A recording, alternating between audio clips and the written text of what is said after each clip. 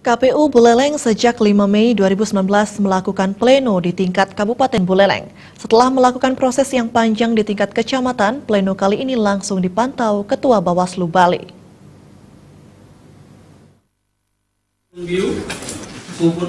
Pantauan di lokasi pelaksanaan pleno dimulai sekitar pukul 10 WITA.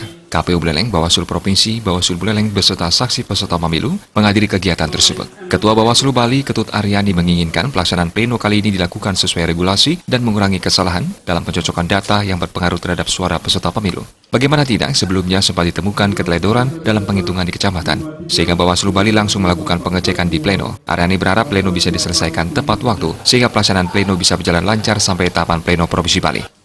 Hal terkait juga dengan perolehan suara yang harus kami cermati bersama. Kenapa juga kami melakukan pengawasan saat kegiatan sekarang ini? Harapan kami pada saat nanti pleno di KPU Provinsi tidak lagi ada hal-hal atau perubahan-perubahan yang signifikan sebelum ditetapkannya di KPU Provinsi. Nah, terkait dengan kegiatan sekarang ini kami juga menyampaikan kepada KPU Kabupaten Buleleng melalui Bawaslu Kabupaten Buleleng juga agar bagaimana benar-benar cermat dalam menginput data-data yang terkait dengan perolehan suara dari pasangan calon maupun peserta pemilu itu sendiri dan juga calon perseorangan itu sendiri.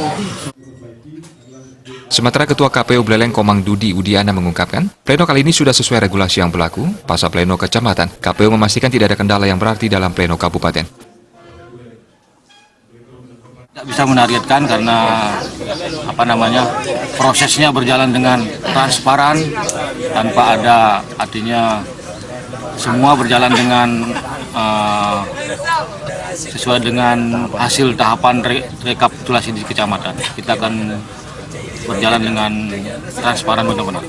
Jadi target tidak akan kita bisa lakukan. Ada kendala, Pak? Selama berlangsung ini belum ada kendala. Pleno yang berlangsung diperkirakan selama 2 hari ini dijaga ketat pihak kepolisian. Satu persatu kendaraan masuk diperiksa petugas di kawasan Hotel Lovina yang menjadi lokasi acara. Komang Yuda, Bali TV.